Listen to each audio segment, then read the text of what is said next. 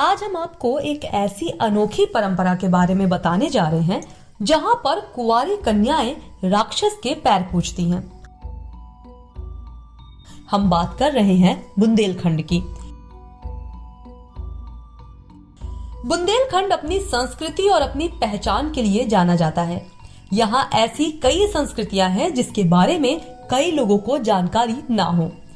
आज हम बुंदेलखंड के जलौन में ऐसी ही संस्कृति के बारे में आपको बताएंगे, जहां पर अश्विनी की शुक्ल पूर्णिमा यानी शरद पूर्णिमा पर अनोखी परंपरा मनाई जाती है, जहां सालों से कुंवारी कन्याएं एक राक्षस के पैरों को पखारती हैं। ये परंपरा पूरे बुंदेलखंड में बड़े ही धूमधाम से मनाई जाती है। वैसे ये परंपरा आज की नहीं बल्कि सालों पुरानी है। पौराणिक कथाओं के अनुसार शरद पूर्णिमा के दिन टेसू और झिंझिया का अनोखा विवाह होता है, जो परंपरा आज भी यहाँ जारी है। मान्यताओं के अनुसार जब टेसू और झिंझिया का विवाह संपन्न हो जाता है, उसके बाद से ही बुंदेलखंड क्षेत्र में हिंदू समाज में शादियों की सहालक शुरू होती है।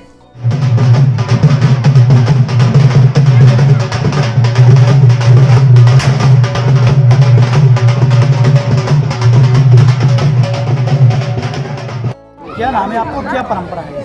हमारा नाम आशिका है और हम अक्षर नाम का एक राक्षस था जो कुंवारी कन्याओं को परेशान करता था और उनसे ज़बरदस्ती शादी करता था और उनको परेशान करता था। इसलिए कन्याओं ने सोचा कि कृष्ण भगवान को बुलाया जाए। उन्होंने कहा कृष्ण भगवान ने कि झिंझिया और टेसू की शादी की जाए, राक्षस की और झिंझिया की शादी की जाए। अच्छा, आज क्या कार्यक्रम हुआ है आप? आज हम लोगों ने उसके पैर पूजे और खाना खिलाया। पौराणिक कथाओं के अनुसार भामासुर यानी सुआटा नाम का एक राक्षस हुआ करता था, जो कुंवारी लड़कियों को बंधक बनाकर उनसे अपनी पूजा कराता था, अपने पैर छुआकर उनसे जबरन शादी करता था, जिससे परेशान होकर कुंवारी कन्याओं ने भगवान कृष्ण की आराधना की, जिससे प्रसन्न होकर उन्होंने कुंवारी कन्याओं को वरदान दिया कि इस राक्षस का अंत टेसू नाम के एक वीर योद्धा द्वारा होगा। बाद में भामासुर राक्षस ने राजकुमारी झिंझिया सहित कई कुंवारी कन्याओं को बंधक बना लिया और उनसे शादी करने लगा। लेकिन भगवान के वरदान स्वरूप वीर योद्धा टेसू ने भामासुर नामक राक्षस का अंत कर सभी को मुक्त कराया और राजकुमारी झिंझिया से विवाह किया। जब राक्षस का अंत हुआ तब शरद पूर्णमासी की रात थी। जब राक्षस भामासुर सुआटा मरने वाला था, तभी उसने भगवान की आराधना की। उसकी आराधना पर भगवान ने उसे दर्शन दिया और वर मांगने को कहा। तब राक्षस ने कुंवारी कन्याओं से पैर पूजने का वर मांगा। इस वर के बाद तब से शरद पूर्णिमा के दिन सभी कुंवारी कन्याएं सुआटा नामक राक्षस के पैर पूजती हैं और पैर पूजने के बाद ये सभी लड़कियां टेसू और झिंझिया की शादी कराकर टेसू जैसे वीर पति पाने की मनोकामना करती हैं। टेसू और झिंझिया के विवाह शुरू होने का कार्यक्रम पूरे 1 महीने चलता है, जिसमें कुंवारी लड़कियां छोटी सी गगरी में कई छेद कर उसमें दीप जलाती हैं और घर घर जाकर धन मांगती हैं।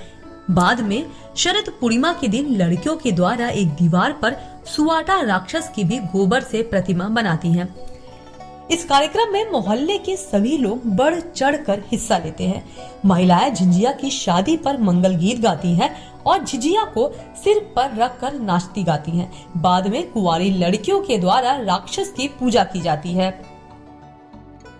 इसी प्रकार लड़कों के द्वारा भी लकड़ी और कागज से टेसू का पुतला बनाया जाता है, जिसे वो भी घर घर ले जाकर चंदा मांगते हैं और शरद पूर्णिमा के दिन बारात लेकर वर झिंझिया के घर पहुंचते हैं, जहां शादी धूमधाम से टेसू झिंझिया का विवाह संपन्न कराया जाता है। विवाह संपन्न होने के बाद लड़के पारंपरिक तरीके से राक्षस की प्रतिमा को तहस नहस कर देते हैं। इसके बाद लड़कों द्वारा जमकर आतिशबाजी की जाती है। वैसे इस तरह की अनोखी परंपरा को बुंदेलखंड में ही मनाया जाता है और इस परंपरा में कई लोग शामिल होते हैं। ये अनूठी परंपरा के कई लोग कायल हैं, क्योंकि ऐसा कहीं भी देखने को नहीं मिलता कि कुंवारी लड़कियां किसी के पैर पूजे।